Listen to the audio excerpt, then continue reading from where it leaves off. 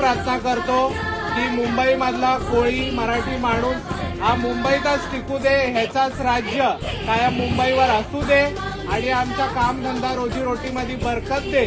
आम्हाला जे समुद्राचं धन आहे ते धन असंच 12 महिने आमच्या बोटीला मिळू दे, हेच आईचरणी प्रार्थना करतो. सर्वांना सुख शांती समाधान चांगला आरोग्य दे, सर्वांना सद्बुद्धी दे.